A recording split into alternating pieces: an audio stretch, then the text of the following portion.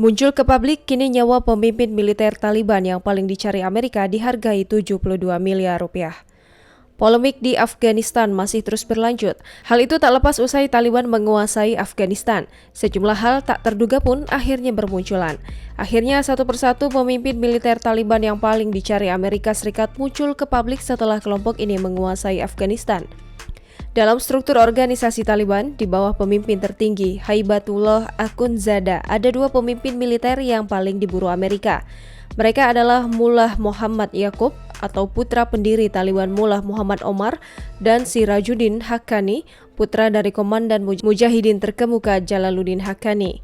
Keberadaan kedua pemimpin militer Taliban ini sangat dirahasiakan, kontras dengan pemimpin Taliban bidang politik yang menjadi juru runding kelompok ini. Namun jaringan Haqqani paling ditakuti Amerika dan pemimpinnya menjadi target utama.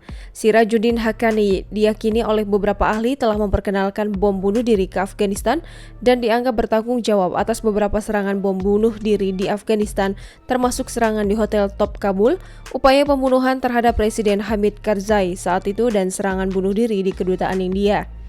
Sirajuddin Haqqani diyakini berusia akhir 40-an atau awal 50-an. Nyawa Sirajuddin Haqqani dihargai Amerika 10 juta dolar Amerika Serikat atau sekitar 144 miliar rupiah. Sedangkan pamannya ulama Khalil Rahman Haqqani dihargai 5 juta dolar Amerika Serikat atau 72 miliar. Khalil Rahman Haqqani dielu-elukan jamaah setelah sholat Jumat. Namun hingga Amerika angkat kaki dari Afghanistan, pemimpin militer Taliban ini tidak tersentuh. Kini pemimpin militer Taliban ini muncul ke publik setelah pemerintahan Afghanistan dukungan Barat kolaps. Yang mencolok adalah kemunculan Khalil Rahman Haqqani saat menjadi imam sholat Jumat di masjid terbesar di Kabul, Masjid Pul-i-Kisti yang berkubah biru pada Jumat 20 Agustus 2021.